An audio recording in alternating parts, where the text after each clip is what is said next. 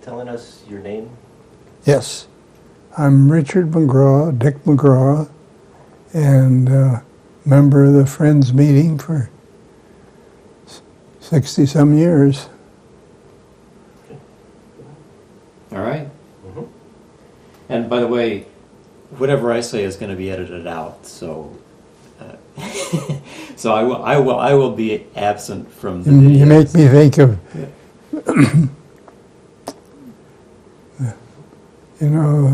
Amy Dickinson poem about I'm nobody, who are you? Uh-huh. Maybe you're nobody too. Oh yeah, I think I've heard that. There's two of us don't tell how public to be somebody, how dreary to be somebody, how public like a frog, to sing one's name the livelong day to an admiring bog. This is one of the things that I've always admired about you, Dick, is that you seem to be able to quote from memory poetry that's appropriate to almost any occasion. Well, poetry has been a source of great pleasure. Are you going to be comfortable that way? Okay. There's a New York Times there if you'd like to. It's okay.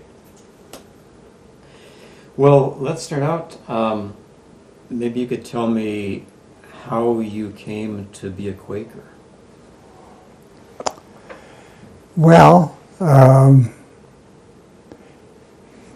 family were Episcopalians, and my three brothers and I all were choir boys in that church, and really sort of pillars of the church in that way. But, many people forget that after World War I, there was enormous generalization about anti-war pacifism. It was almost ubiquitous. And the striking thing about my family was that we were so aware that the Episcopalian Church was not really following along with that the way we were. My older brother was a very strong-minded person, and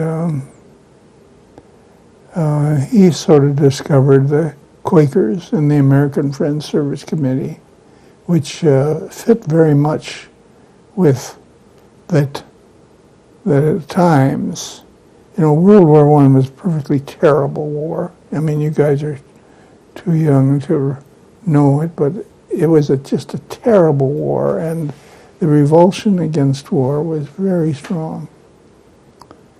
And so as things became stormy around the world, in Europe and Ethiopia and China,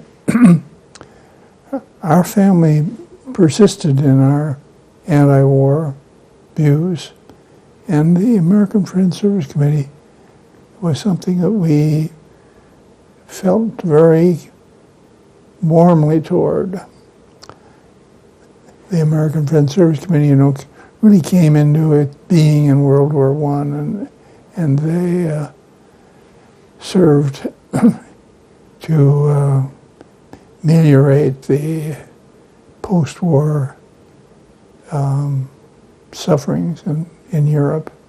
So that's really how I got into Friends work. Shirley and I, in World War II, made substantial contributions to the FSC, and we were quite idealistic about that. And they remained feeling that way about the Quakers. Then, as our kids came along and we gave more thought to connecting with a religious base, why then we joined the Minneapolis Friends meeting in about 1949 or 50. And that's really the story of how we got connected. And what was Minneapolis Friends meeting like back in those days when you joined? Well, it was largely a sort of a focus of older birthright Quakers. It was there were devoted members strove to have a viable church day school, but it really only kind of picked up much momentum when a number of young families joined that had a substantial number of children, and then the church day school became more viable in the early 50s. I can name the people, but I don't know if there's any point in doing that, except there was one individual, Edith Jones, who had been a librarian. Actually, she'd been a librarian 3 different times, and she lived on her on some of her retirement fund, some of her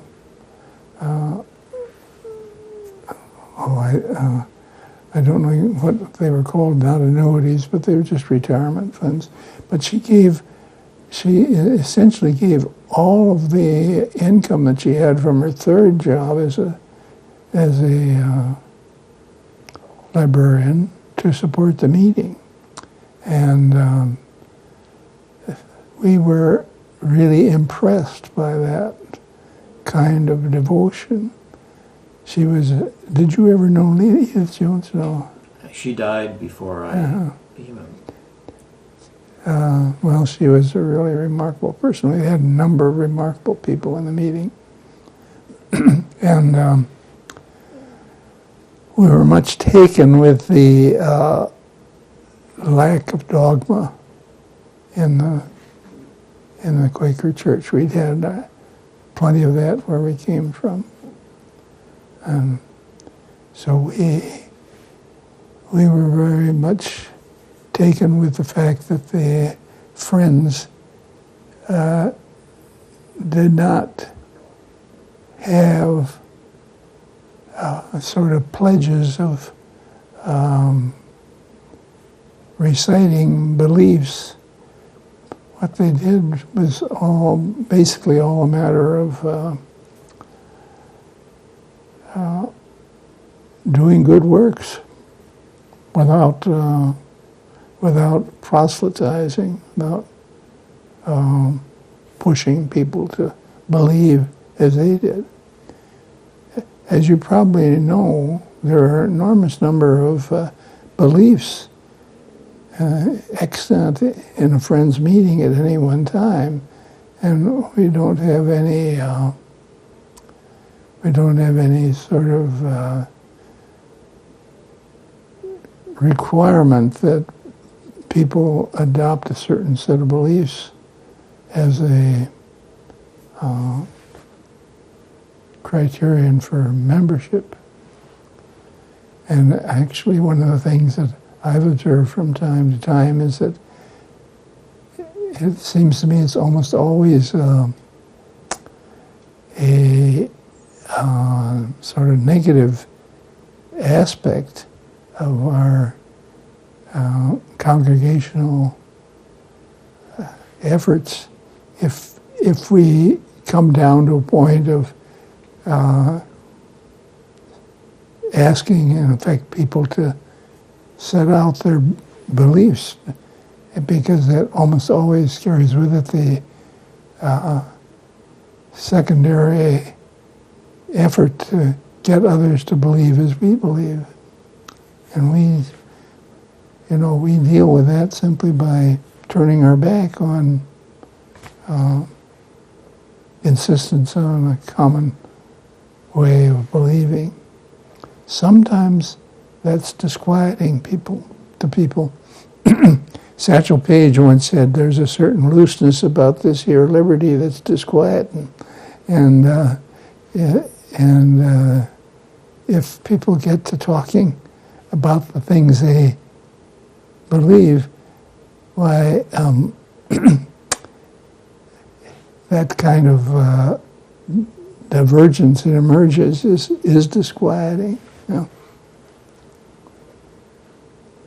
So given the fact that there's a lot of variety of beliefs, are there commonalities that kind of hold the people in the meeting together, commonalities of belief?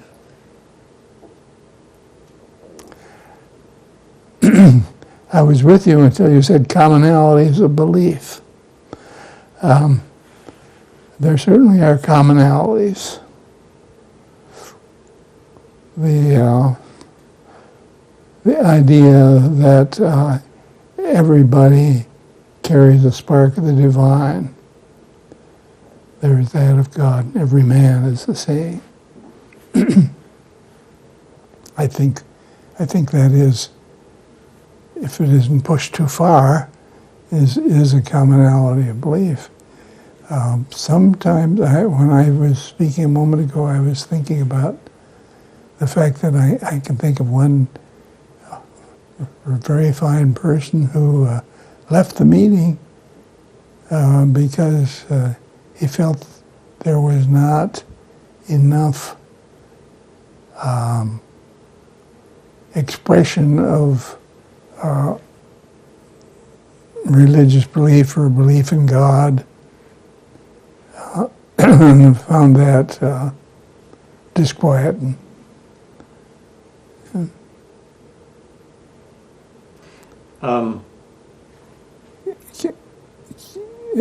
I can say something and it can be edited out, right? Sure. Okay, well, I'm a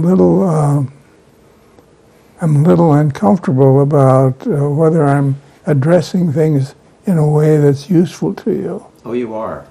Okay. Yeah. What we want to do, I just want to get the Dick Magraw on video. And well, let me pursue that a little bit then, Okay. talking about this person who left the meeting because he felt there was not enough overt expression of God. And I thought that one of the comments that another senior member of the meeting made at that time was really quite trenchant when he said that when people rise and speak in the meeting, I think of that as a manifestation of God. And I think that's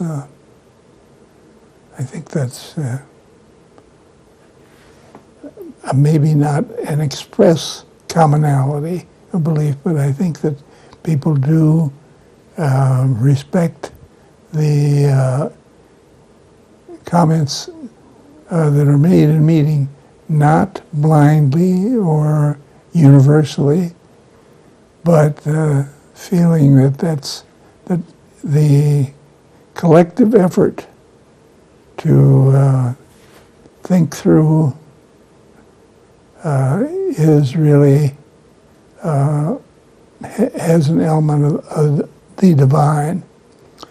I have many times reflected on something that John Parker said at one time in meeting when he rose and just said one thing and sat down. He said, "I love you all." And I've thought of that many times since as a really a wonderful expression of the commonality, if you will, that people bring. Okay. So, going back to the idea of commonalities then, You said you sort of stumbled when I said commonalities of belief. But let's leave behind the belief. What other commonalities do you see among Quakers?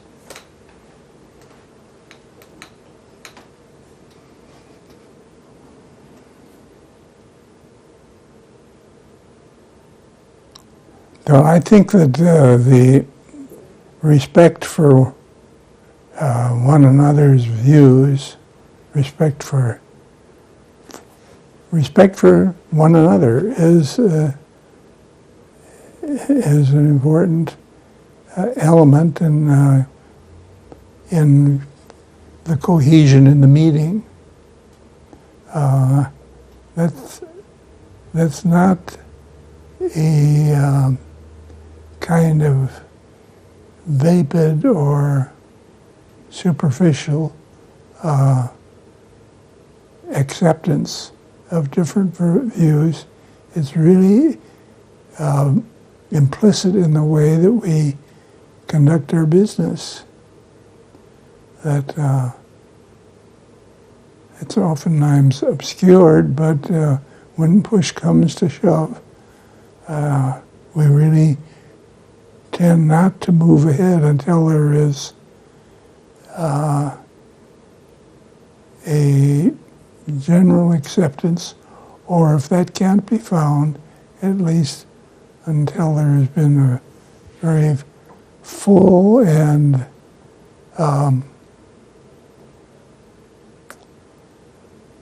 deliberately paced airing of the ideas.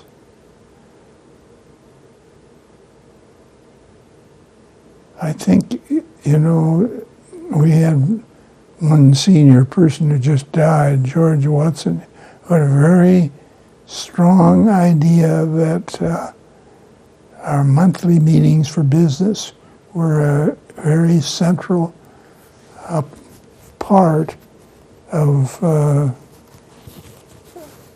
Quaker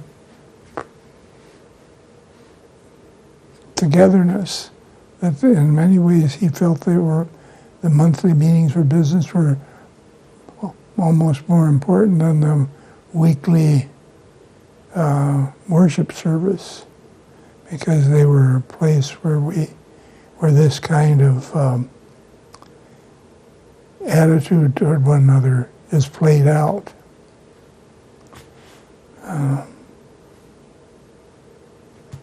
Okay.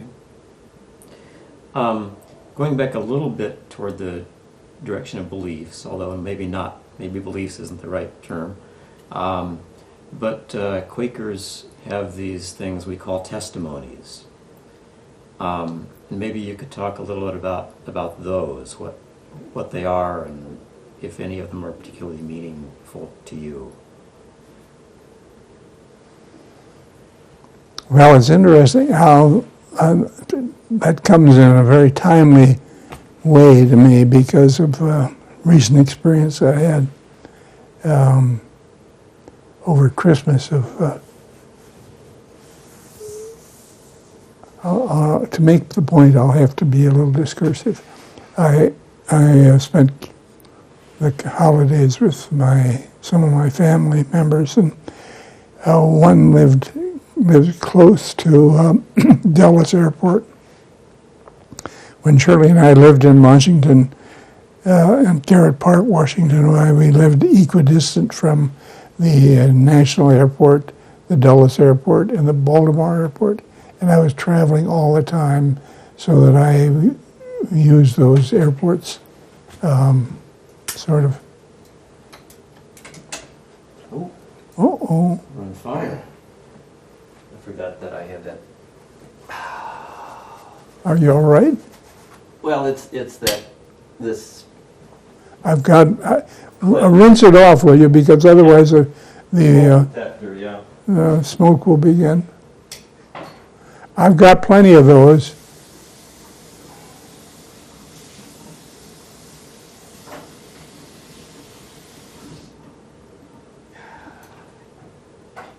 Sorry about that. Do you need one? No. Boy, you were quick. You know, the other day, Can I open this to get some fresh air in? sure, I don't want the alarms to go off. alarms to go off.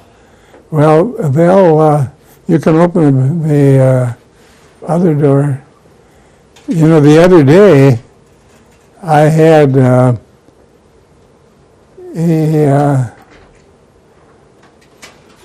piece of toast in the toaster, just the merest fringe blackened, and all of a sudden the alarm started screeching. Just a little tiny, I mean, maybe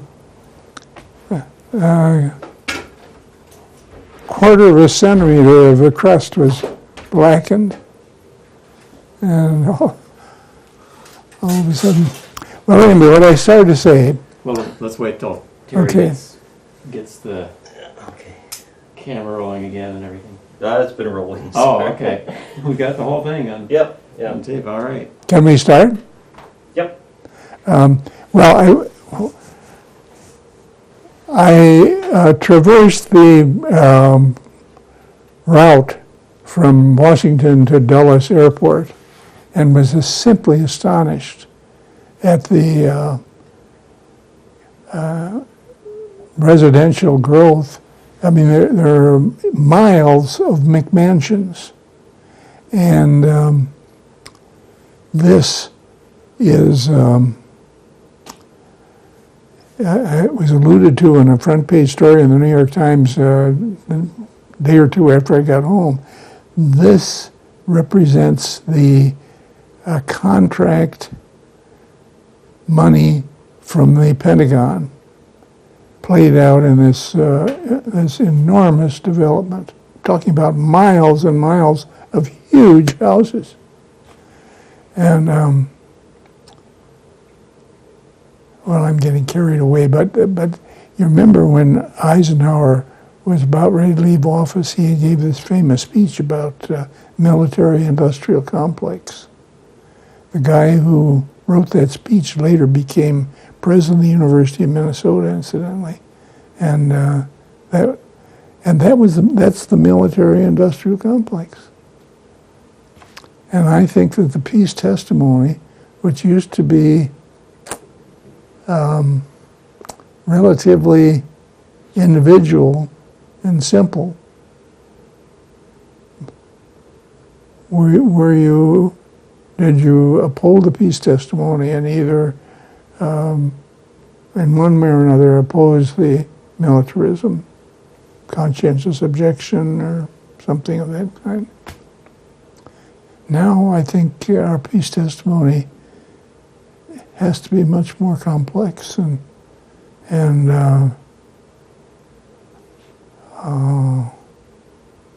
deliberative, because now it's not just a matter of will you bear arms, an individual kind of thing. The whole darn society is involved in this. I remember there was a Norse folk myth about Utgar Loki playing a trick on Thor. He challenged Thor to lift a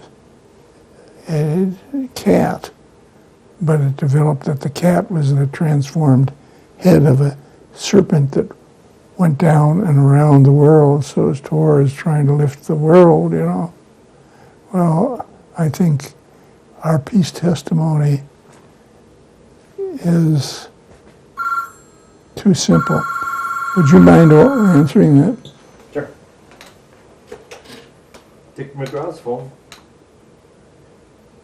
I'm not Dick, but hold on. I'll give the phone over to Dick. He's in a different chair.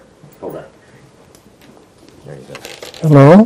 Hi, Dick. How are you? It's Adolf Burkhardt. Hello, Adolph. How are you?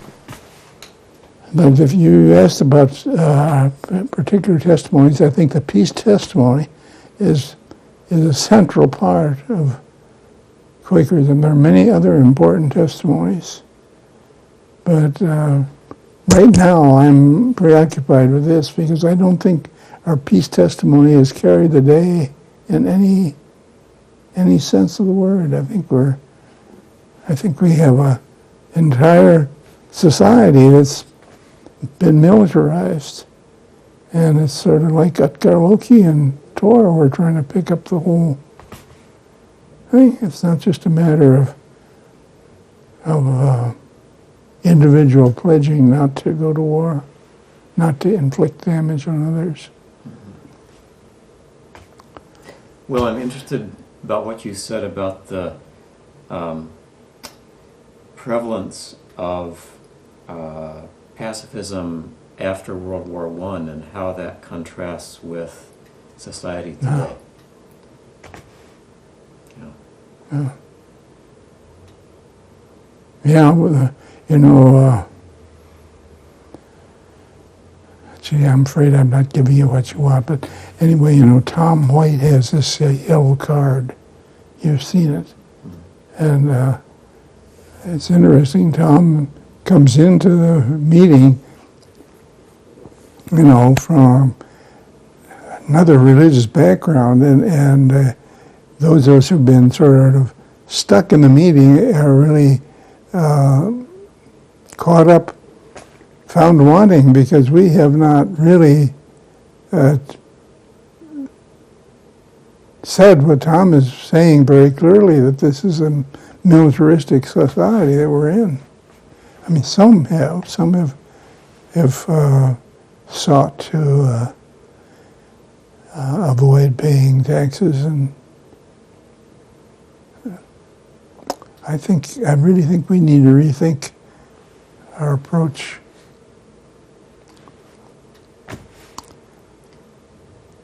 Well, let me follow up on that. What would rethinking our approach be like, and how would you envision that happening?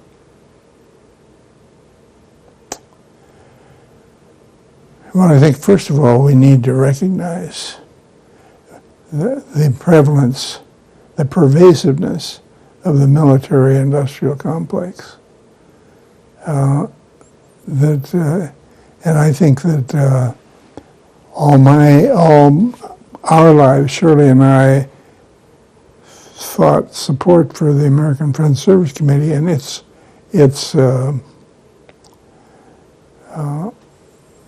service orientation was the right way to go. But now I'm thinking that Friends Committee on National Legislation is probably where we ought to be putting our major efforts. I don't know. I just think we have to really look at how pervasively the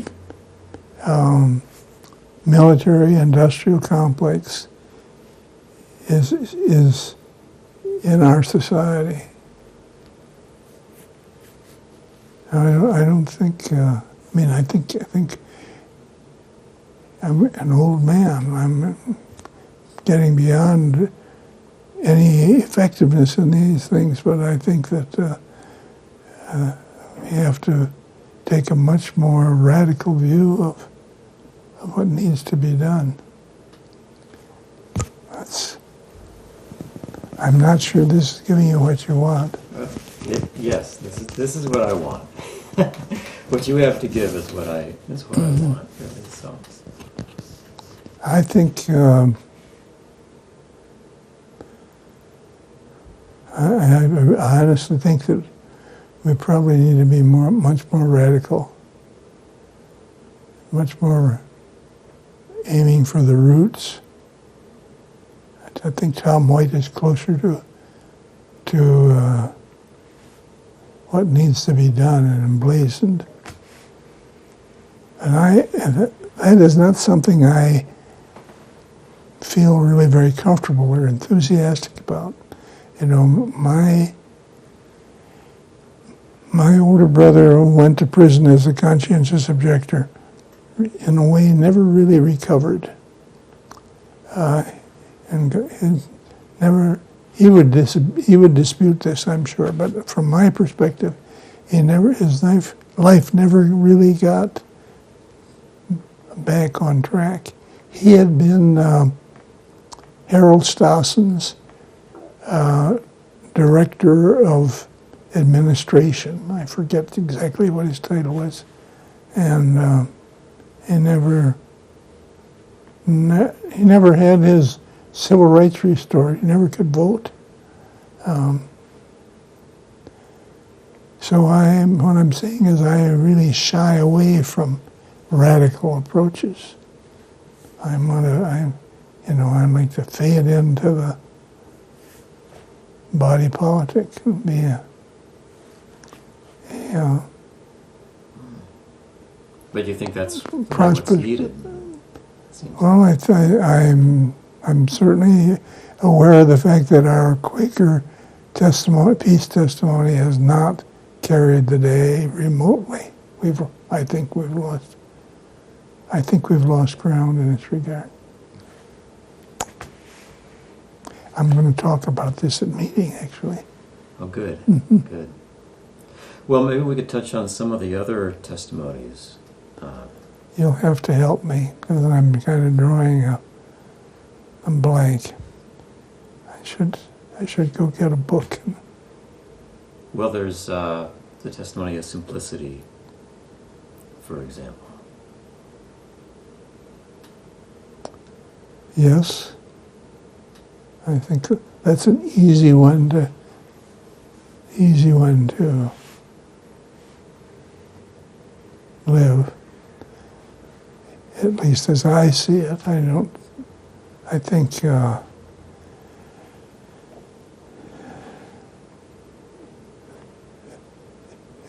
to be radically involved in simplicity, I think is, in a way,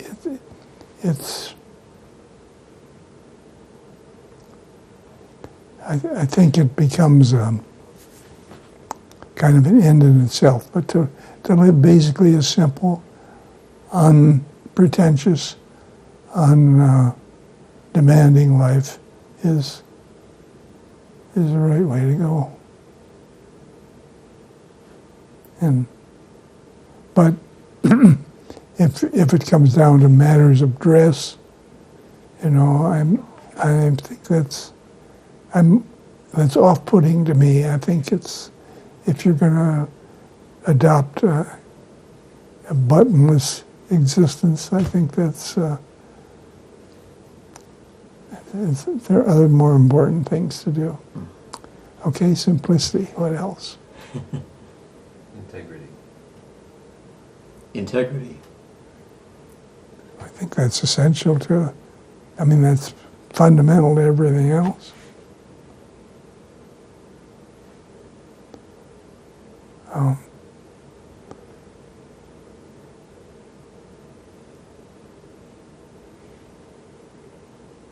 Well, let's switch gears a little bit then. I know one question that a lot of people have is, are Quakers Christian?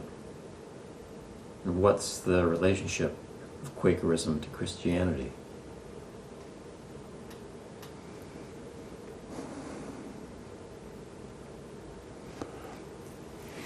Well,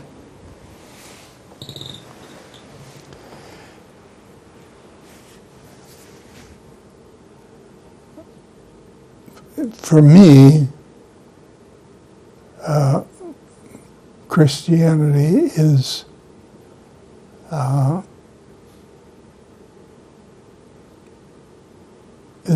religion. And my own view is that it's not essential that a Quaker profess how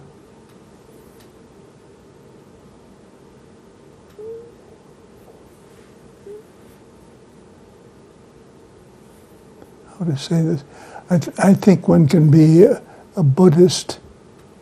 I think one can attend a Buddhist church or temple or a Hindu temple and still be a Quaker. I see Christianity as, for me, because of how I've been raised and the culture that I'm in, I have no trouble saying that for me, Quakerism is Christian, but I also think that you can come to Quakerism through other religious backgrounds. I see that. I see it as a. I'm be sort of put off by people who say, well, if you're not a Christian, you're nothing. I mean, there's no point in our talking if you're not a Christian. And there are a lot of people like that, and a lot of people in our meeting like that. But I'm trying to think of a good analogy for what I'm saying.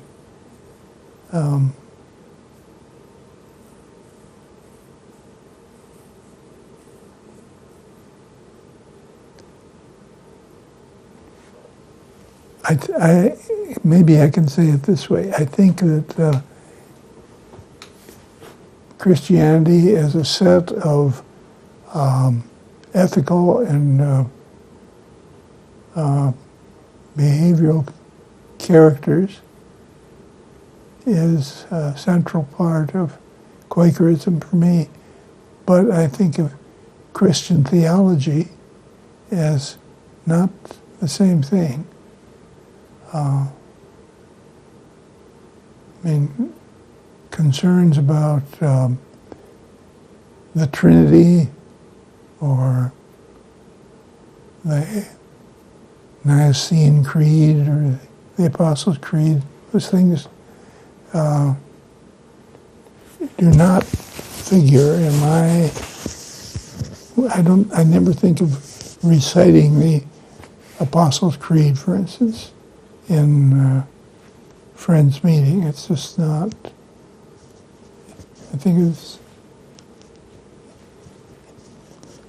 a digression, not central to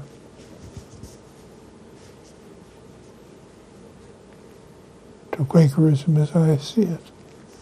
Gosh, guys, I'm uncomfortable about this because I may be offending you by what I'm saying. Not me. No? No. Well, this sort of leads into another question I had. What, for you personally, is your concept of God?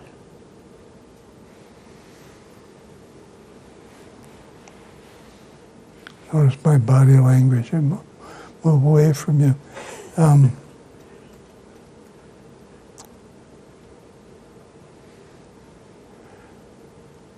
There are things about our world, our universe, that I don't understand, that are, as far as I'm concerned, beyond my understanding. And I'd be quite comfortable saying that that kind of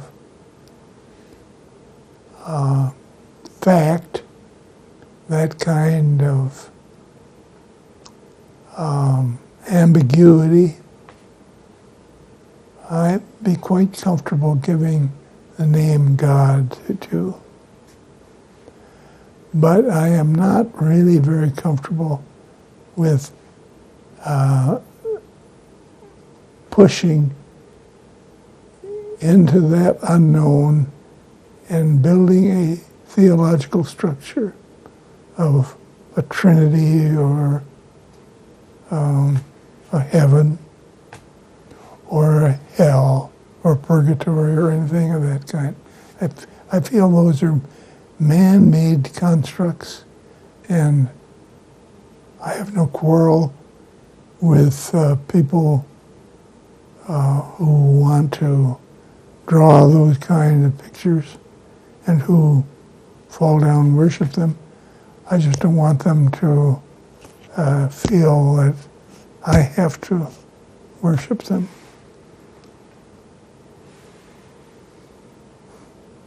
I'm putting him to sleep. Well, let's talk then about Quaker meetings for worship. What happens in a meeting for worship?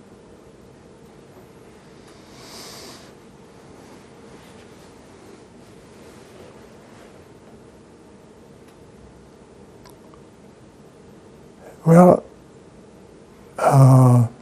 there are several salient elements of it. One is that it is congregational. It is a collective effort. People are gathered.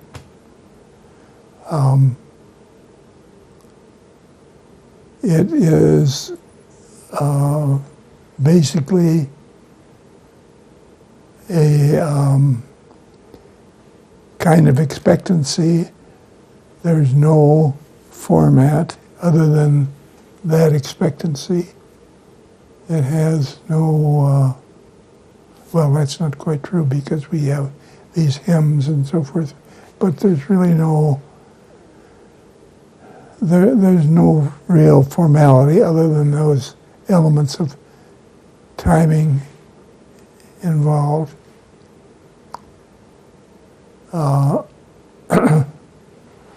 I'm more comfortable with as between the early meeting, which is essentially totally unstructured, except for the obligatory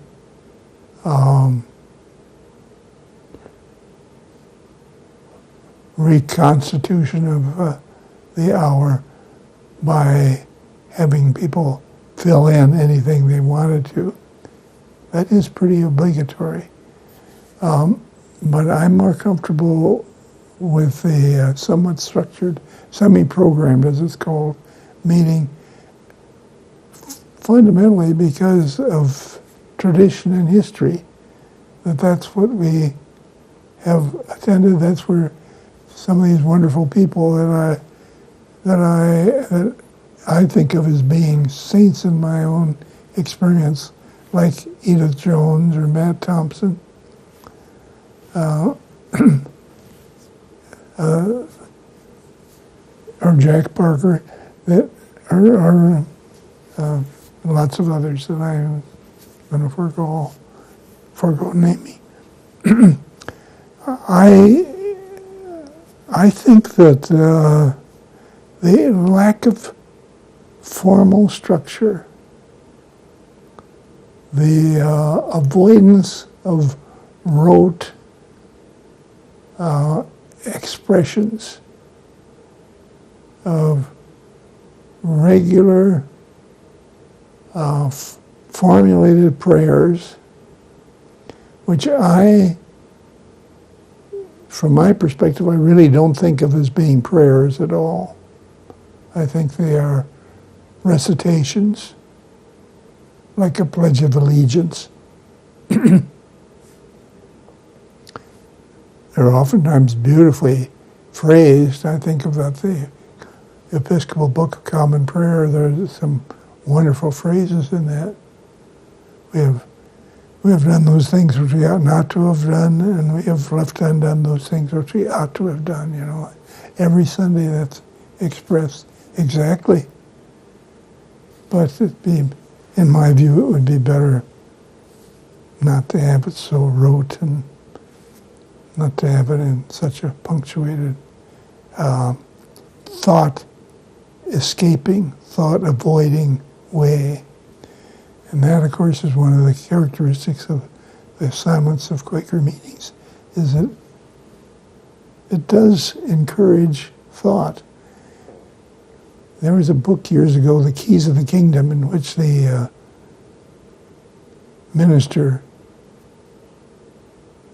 the priest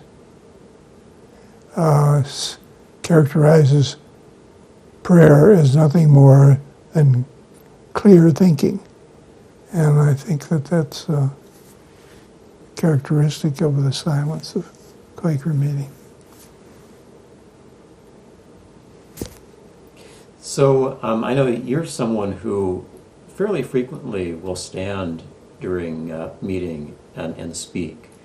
How do you discern when it's time to stand and say something? And when you do, what's the experience like?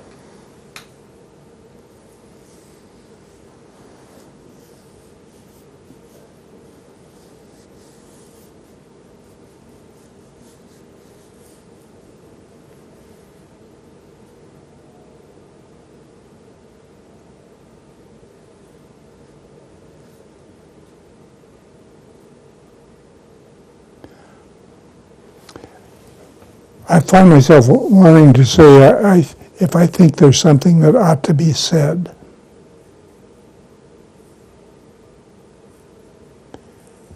And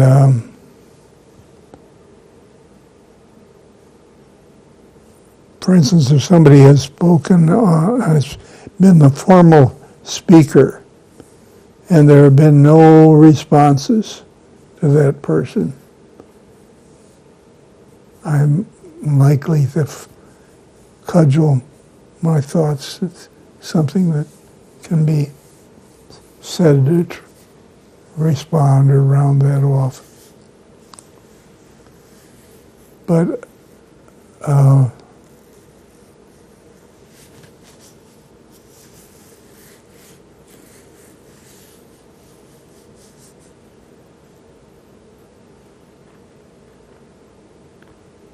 and I'm afraid sometimes I'm guilty. You spoke about my quoting things, and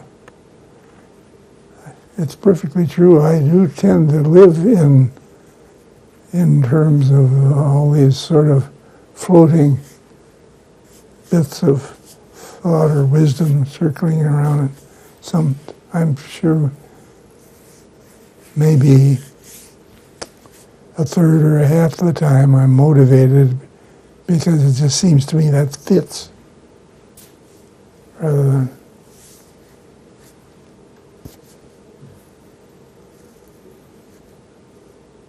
I'm acutely aware of the meeting as a congregation.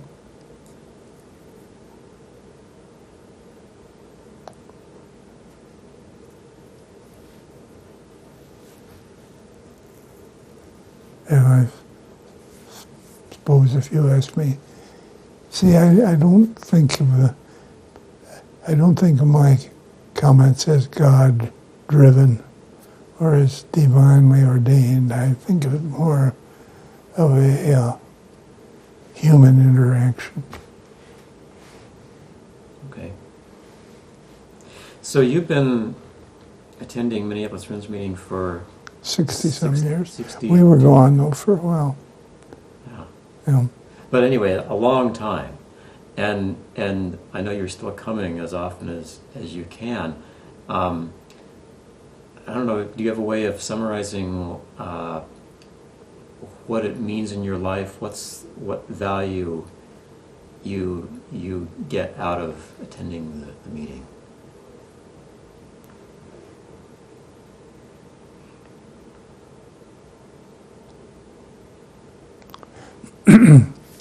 Well, first and foremost, it's the matter of a collective effort to address the things going on in our lives in the world. There was a song in the Civil War. You maybe never heard it, called "Tenting Tonight on the Old Campground." Do you know that one? And there's a line, "Many are the hearts that are weary tonight, wishing for the war to cease. Many are the hearts looking for the right who want to see the dawn of peace." And I think that's sort of the set I bring in the meeting. Many are the hearts looking for the right. That's kind of what I bring in the meeting. That's a sort of set I bring to the meeting. And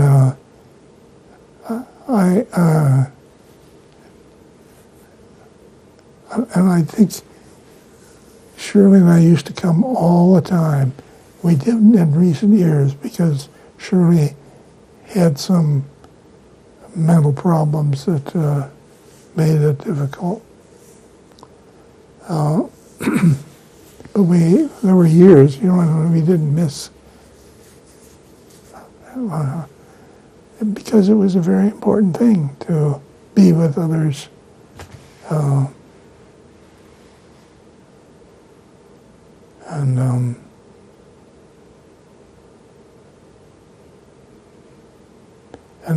And you asked me what we got out of it. There were always these people that, to me, were outstandingly good people. I started to name them. And I feel our lives were richer for that. There were a whole lot of them, really. And a whole lot of them.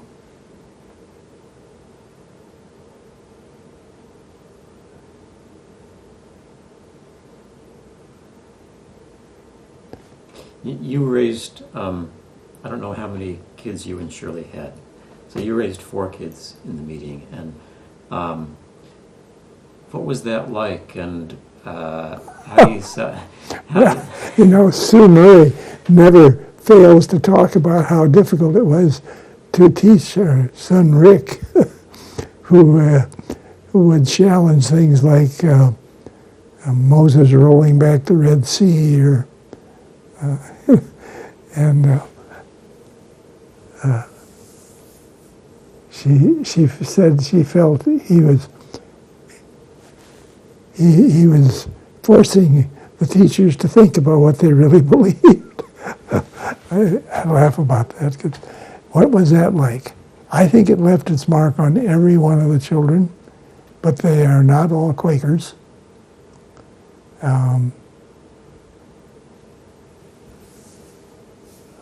In many ways, the guy who's the most affected, Tom, is not at all a Quaker. He married the daughter of a United Church of Christ minister, and so they are members of the Church of Christ. But they always know what's going on with Quakers. The one that lives here, there's a dentist here in town in Mound, she never goes to meeting. Her husband's a fallen away Catholic. The oldest one is a daughter who's a doctor in Colorado, and she, when the woman who was head of the AFSC took office, she had Wendy, this daughter, come with her to Haiti. They traveled to Haiti as a first effort. So but Grand Junction, Colorado is not a hotbed of Quakerism. So, and the other son is very much involved in the kinds of things that the Quakers are involved in, but he's not attending meeting. But he, again, knows all the things that are going on. And so we didn't do very well. Andersons didn't either. It's interesting. Linda Coffin is the exception. And Betsy White. See, the Whites, the Coffins, the Andersons, the Magraws, the Crockers,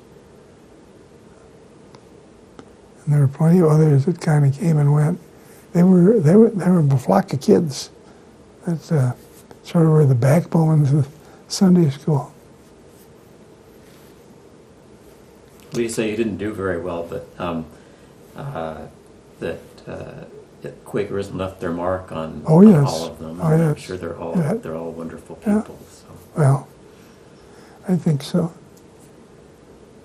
But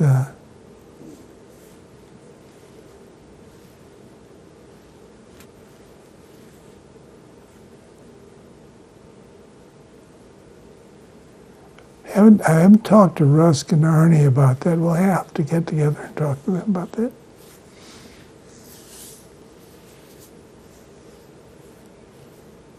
Or to Louise White.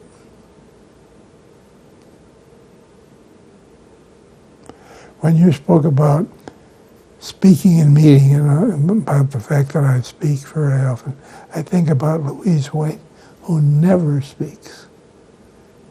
Louise White is a very smart woman, and she's a birthright Quaker, you know. And she's somebody I would listen to if she spoke.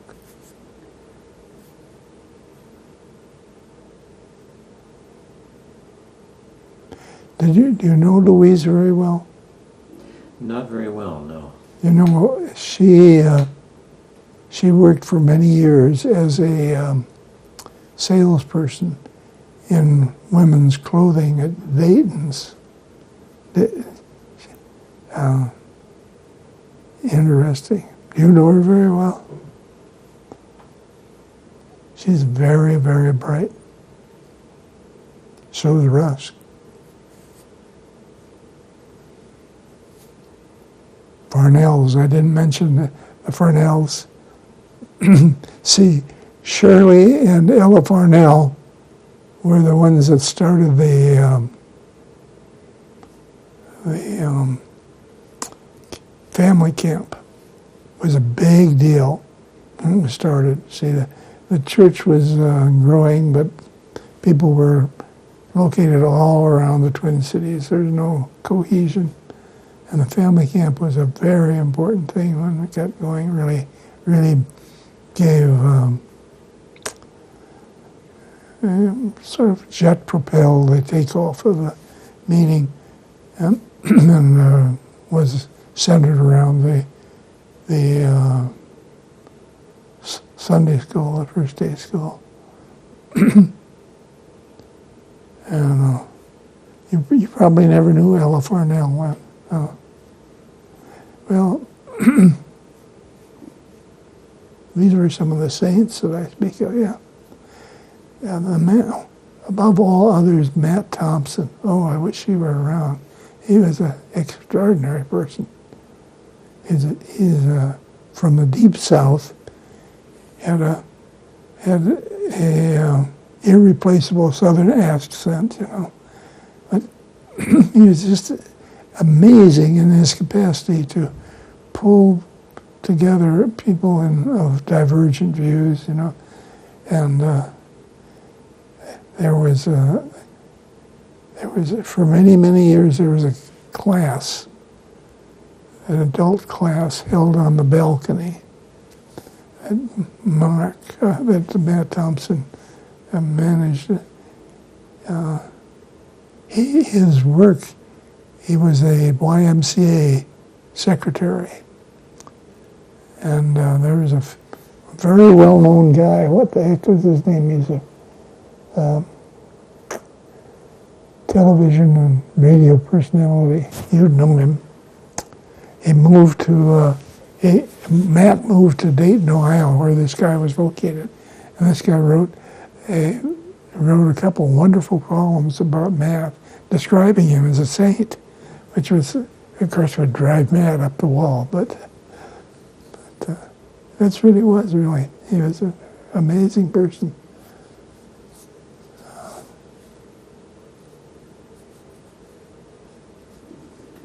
Well, I think we've won. Have we run the course? Just about. Okay. Do you have any way of summarizing what finding Quakerism, what being a Quaker has meant to your life over these last 60-some years? Well, it's hard not to be emotional about that. Certainly been a defining element.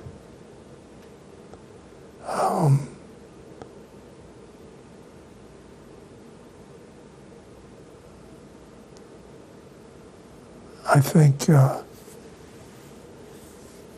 all the extraordinary experiences that we've had in relation to that. You know, Shirley was kind of a, I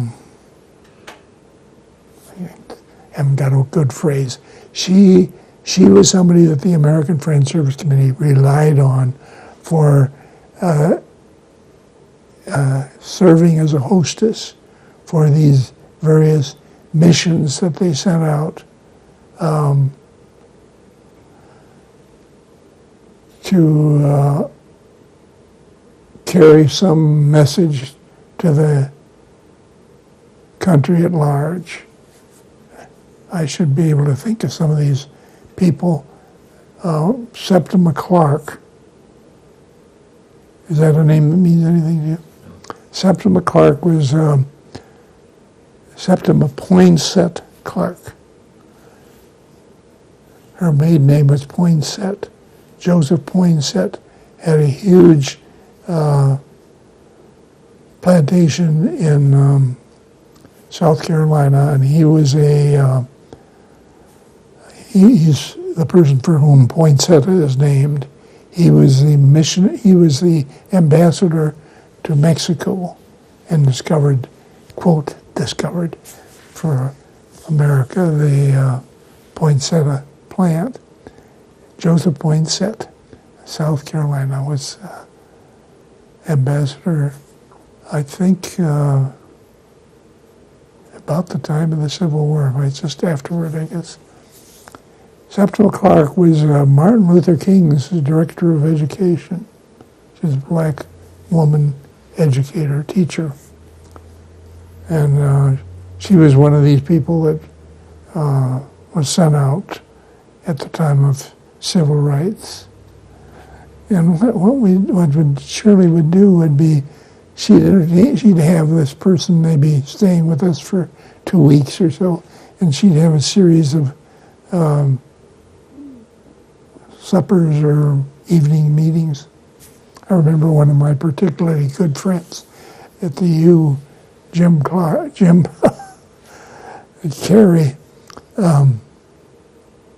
was at our house when Septima Clark was there. Jim was the smartest guy in the medical school, and my particular friend. And I talked to him the day after he was at our house. The dean of the medical school was there, and a bunch of other people, and he sort of shook his head and he said, "I feel sorry for that secretary, for that Sheriff Jim Clark." And that was, I'm getting carried away. That kind of thing was enormously beneficial to us and to our kids and to the whole outreach. Oh, and there were a whole lot of those people, and I can't even remember their names anymore. The guy who was president of Cummins Diesel came through. We were trying to forestall the Vietnam War, and that fell more to me than to Shirley, because I was supposed to get the presence of McAllister and Hamlin and St. Thomas, together to meet with this guy. He was a big wheel.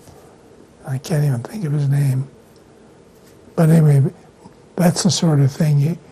You asked me, what did being a Quaker mean?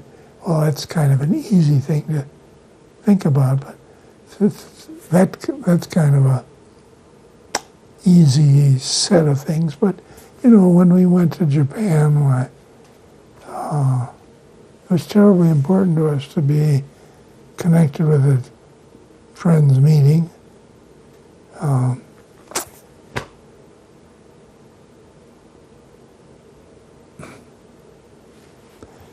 This is just one of those senior moments. Oh dear. I'm trying to think of a Quaker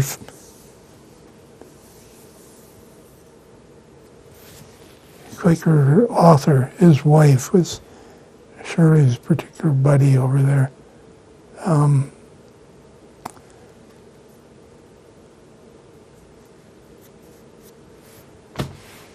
Sorry. It's all right. I'm going to excuse myself and get a picture. Maybe that'll remind me. Okay. Well, I think we're through? probably done. Yeah, I've Okay. gone through all my I'm questions. afraid I really didn't give you what you needed. Oh, yeah, You did. Yeah, I just wanted to. Can I get your tea or anything? Would you like some tea? I'm really okay. I don't. I am too. Okay. Thank you. I was at a meeting the other day, and I can't remember where it was, but somebody was